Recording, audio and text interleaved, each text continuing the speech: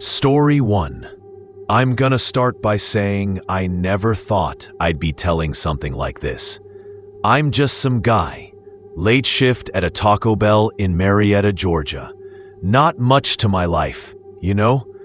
And I worked the graveyard shift, alone, or once in a while with a buddy. But this one night stuck with me.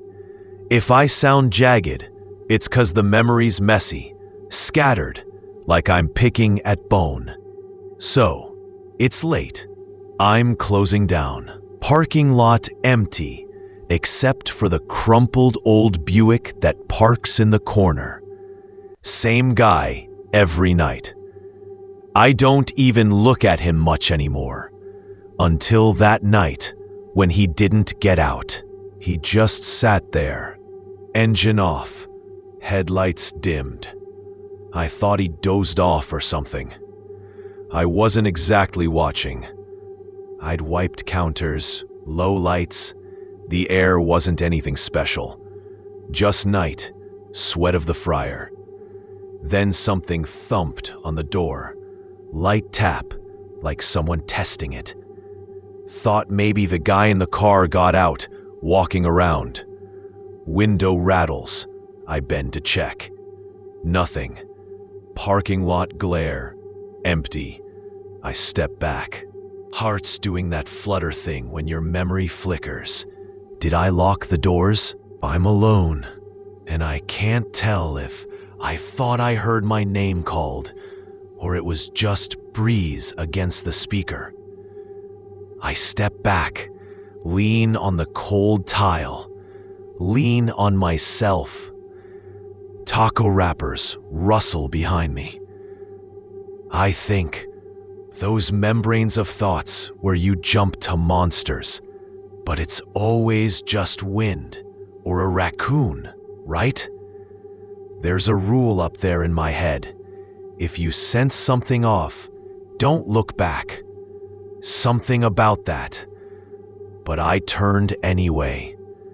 Behind the counter, near the soft serve machine, the light flickers for a beat longer than normal, and in that flicker, something zipped past. Just movement. No voice. My muscles tensed. I'm telling myself I probably imagined it. I keep cleaning, my body pounding in the quiet. I'm wiping down the cold slab where we shuck tacos. I see little droplet of something. Blood? I think blood. It's way too red. I didn't smell anything, but I close my eyes on it, shake my head. I step past the droplet, count the lights. 2 still flicker. 1 behind the freezer hums. I head back to the office, check the camera feed. The monitor's grainy. Grain eats shadows, like something skitters through the parking lot window. But the guy in the Buick, not moving. Maybe just tired, we play. My mind is racing and I gasp. On the floor near the drive-through speaker, I see another smear. Thin, ragged, like a hand dragged it. It creeps toward the doorframe. I'm frozen is too creepy, but I didn't stare. I blinked. I push the mic to say, "Okay, I'm closing." Voice cracks. Nothing comes out. I should have told someone, but there wasn't anyone. If you open your mouth too much, you admit fear, and that invites something. I nod to myself, walk slow toward the drive-through window. I flick the light on, that sign, still on, but glass rattles. And from outside, a voice, slurred. Man's voice says, "Hey, can I get..." Static, and then silence. I roll up the window quick. My hands are slick. I slide back, see that same bulb over empty parking lined with orange lines. Just there, blinking again. I swear I see the Buick door open just a crack. But I'm second-guessing myself. Did I see it? Memories flicker. I open the back door, the storage closet. There's a mop bucket, brooms, everything normal. But floors are streaked, not from mopping. I kneel, nose inches from a smear, half dried. I don't snort or inhale, I just see broken fleshy bits. Maybe from a rabbit? No, too dark red. I stand up, breathe fast. I shut the door behind me, buy myself seconds. I could run, but the kitchen's back hallway mirrors that lead to office, they press, squeeze. I catch movement in mirror. A flash of black coat, tall, but no person, just residual sight. I bolt to the cash register, call the district manager on my phone. Line clicks to voicemail. I leave a scrambled message. Something's wrong. I'm alone. Stay or send help. My voice trembles. I don't wait. I dash to the door, twist the lock. Safe, I think. But then I hear the speaker static, crackle, and the voice again. Hey, can I? As if stuck in loop, but not coming from outside, but behind me in the store. I spin, see nothing. I stumble toward the glass swinging door, into the office. Slow motion. The office lights on foggy lens. Electrical short? No. The camera feed goes wild, static. Then the man in the car stepping out. His silhouette, long and wrong, reaches something rigid with him. I don't know what it is, but something like a crowbar. And then the screen cuts. I don't explain. I just run out.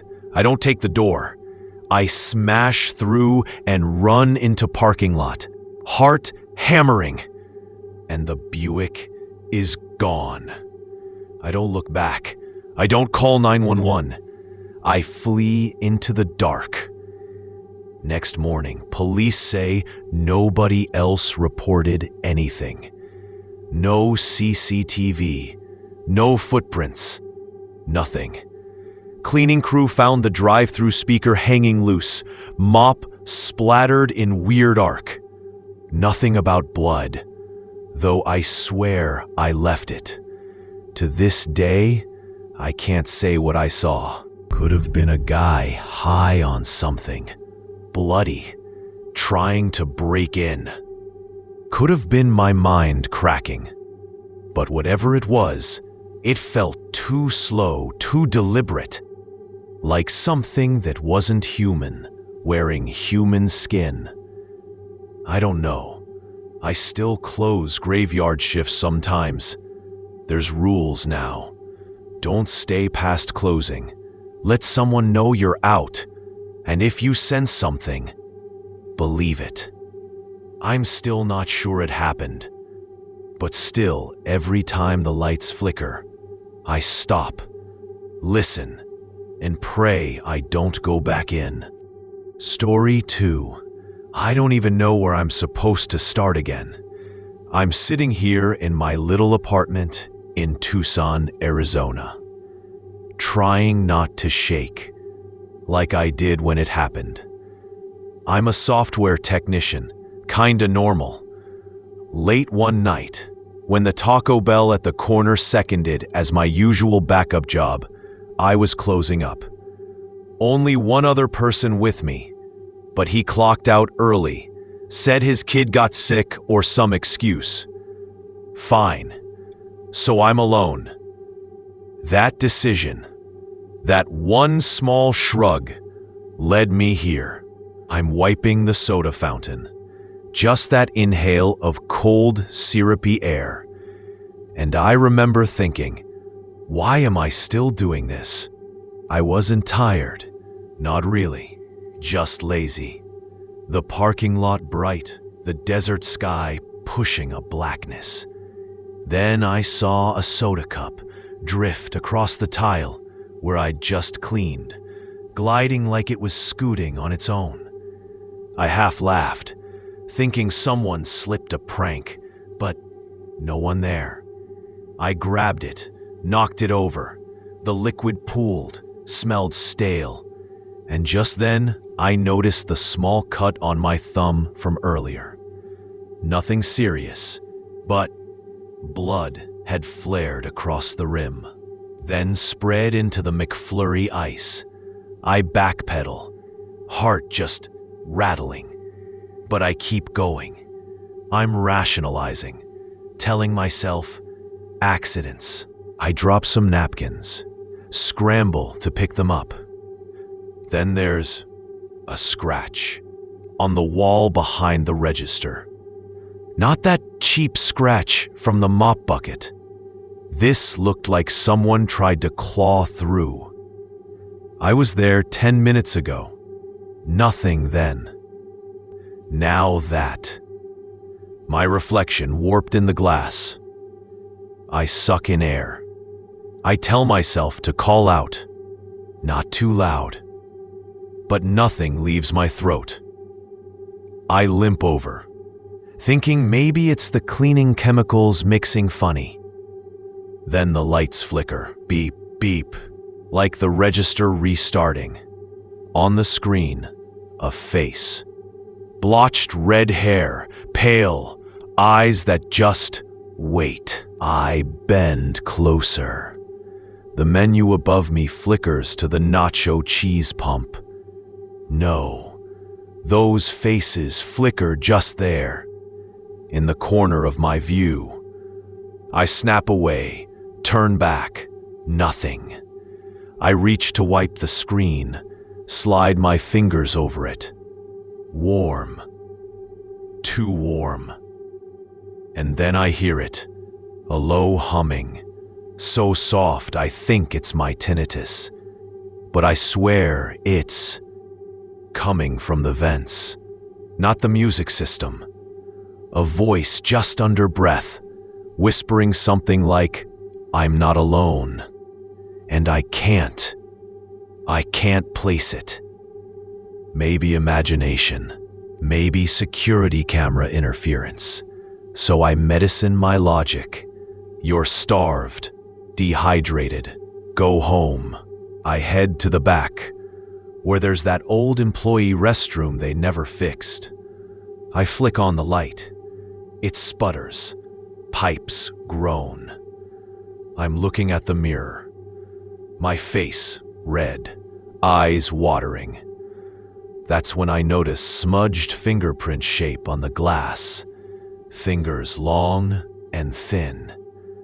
I reach up to inspect. Cold. No residue, but kinda sticky, like dried soda tear mix. I wipe around it, and suddenly, I feel watched. I twist, and there, inscribed on the tile floor, faint but fresh, "Don't stop looking." I want to gag, to scrape letters from the tile, but they're seared, not chalk, something not meant. I drop to my knees, panting. I see movement in the hallway outside. I scramble, pull the door shut behind me, turn the key. Thudding footsteps echo. I look at my phone. No signal. No time, but I dial 911. The call acts weird. No one answers, just static, crackling. The lights abruptly cut to black. In pitch dark, I scramble for the door, fumbling for my phone as a flashlight. It's dim. Shadow sways across wall. I back into the sink. Water spills. Then the vent hums. Louder. There's a scraping above me. I look up.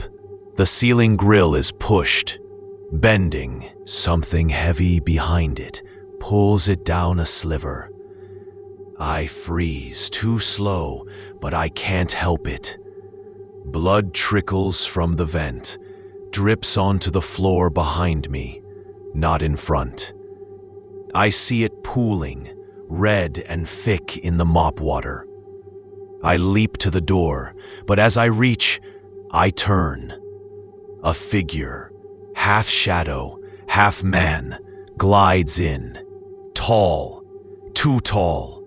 His mouth hangs slack, lips peeled back, teeth shining. But hear me, I don't say I froze. That'd sound movie. My bones just uncurled, spun to flee. Instead, my feet tangled in tile grooves, and I pitch. Phone jarred. Flashlight skitters across the floor and goes dark. The man leans over me. His breath smells like metal, like real blood leaking through. He doesn't say anything, just tilts his head. I can't move. Panic unspools inside me. I want to scream, but my voice is trapped. He leans closer, and then as quick as I felt him, he's gone. No rustle or scraping, nothing. Just the vent, back in place. Lights flickering again, humming low. I crawl, push the door open, burst into the front. And the lights come back. The drive-through speaker clanks overhead. Someone reset the system. I feel lashed with fear. No footprints, no response from anyone. Just my chest pounding. I sprint out to the parking lot. No car. No figure. Nothing. Police came later. Nothing on camera, no blood residue. I smelled it on my sleeve, though. I still do. I left a handprint on that mirror. But cleanup crew said nothing odd. They didn't mention the letters on the tile. I don't blame them. I think I hallucinated. Now, late at night, I keep replaying that scratch.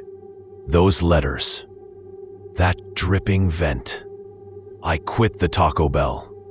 I don't walk by that parking lot, but sometimes, when it's quiet, I swear I still hear that hum through vents or the static crackle of nothing answering. And I wonder, what followed me home? Story 3. I'm sitting in my car now, engine idling, trying to gather words. I closed down the Taco Bell in Asbury Park Shore last month. Late shift again. Just me and some flickering fluorescent lights. I'm Michael, mid-30s. Been working here for months. I wasn't tired when it started, just restless, like I couldn't shake something. I come in, back of house, still got that scent of fryer, grease that never leaves, and I notice the mop lying flat, not in the bucket, but across the floor, water pooling under it. That's weird. I remember putting it away, so I step over it, but the water ripples, like someone moved it.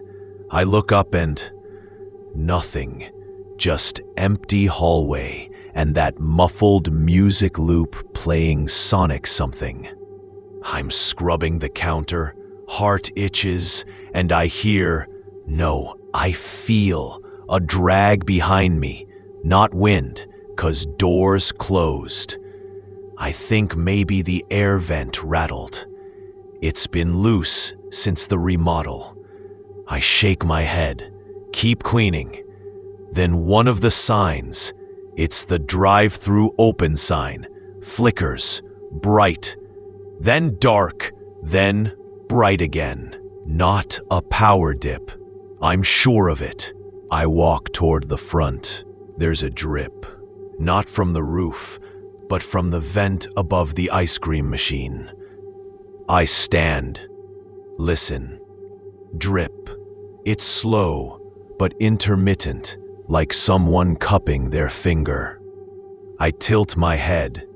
Maybe I sliced my finger when unloading boxes. I glance down at my hand. Nothing. No cut. I'm second guessing. Scratch that itch in my gut. I lean in close to the vent. Just hot air. Rattling metal. Then a pause. Then a voice. Not loud. Just the faintest mic. It's inhuman. Almost buried. Under static. I recoil. And I swear I didn't breathe for a second. It felt, don't say cold, but the wind of it froze the words in my throat. I blink. Silence. I flee to the office, palms pressed to the door, fumbling with the lock. The lock, I mutter. Secure, but that doesn't feel enough. I raise my phone, but I'm on Do Not Disturb, no bars. I curse myself, but then I hear metal against metal. The safe in the office rattles, damp, blurred shapes in the glass partition, but nobody's there. I press my head to the window. My reflection blurry. Behind me, a smear of discoloration on the wall. Dark, spreading, like something bled there and pooled. I lick my lips. There's that taste, sharp, like copper. My throat goes dry. I don't remember cutting myself. I slump into the chair. Can't think. I hear the register ding. Transaction complete, but no customer. The monitor flashes to thank you. Then the menu graphic. But nobody ordered. My hands shake. Coffee jitters. I sip. Tastes normal, but fluorescence of it lingers in my mouth. Fluorescent. I stand, head swimming. Walk back out. Drive-through lane deserted. I glance, glass. Someone slowly walks past. Frame, black and thin. I raise my breath in a whisper. It's nothing. Just the corner of my eye. But still, I swear they walked back. I head to the parking lot. Door slides. Empty. No headlights. No car. The lot normally has a few after-hours cruisers, but nothing. I turn back inside. The lights sputter. The speaker crackles. My voice, when I pressed talk earlier, but not what I said. A whisper, an apology I didn't voice. I'm sorry. The speaker cuts. I freeze in the spot, chest tight. I listen. Nothing. But then I step forward. The grill of the speaker has moisture on it, glossed, like someone's breath. I turn the knob. Cold. I'm already shivering. I kneel and touch the tile. Sticky residue. Dark. I don't want to know. But I can't look away. 2 prints. Mano prints. My own? I grip. Pull my glove off. Press my finger, and they match. But they can't. I wasn't here when that residue appeared. I back away, distant, and something slides behind me, across the wall above. A shape, longer, No face, limb drag mark. I back to office, knock on glass, but the reflection shows that drag mark behind me. My heart's pounding so loud I hurry, locking office. Light hums low. The camera flickers to life, my silhouette standing there. Then static blocks the screen. I wrench back. Outside window, I see a figure lean in, head at odd angle, too tall, shoulders jagged. No mouth or a slit. Mask? No. Form. A drip from above. Nails. Falls. Wet on glass. I sprint out the office door. Trip. Scramble out front. Breath ragged. Thunder of my own panic. The parking lot light over my car flickers. I scramble in. Lock doors. Phone finally shows bars. I dial 911. Voice just crackle. 911, what's your emergency? Some parts clearer, some not. I whisper, something's in Taco Bell. Please hurry. Then, click. Dead line. Minutes feel like lifetimes. Then, lights inside finish bursting. I drive off, blindsided by fear. I don't look back. Later, cleanup crew says nothing there. No blood, no vent leak, no prints. Cameras showed no intrusion. They say maybe water leak, but the vent was sealed. And I still taste that copper metallic edge on my tongue. I don't work the night shift anymore. Some nights I hear a whisper in my phone's speaker, or feel something pressing in vents of my apartment. I don't say I froze, but every now and then I stop, mid-breath, and pray I don't hear it again.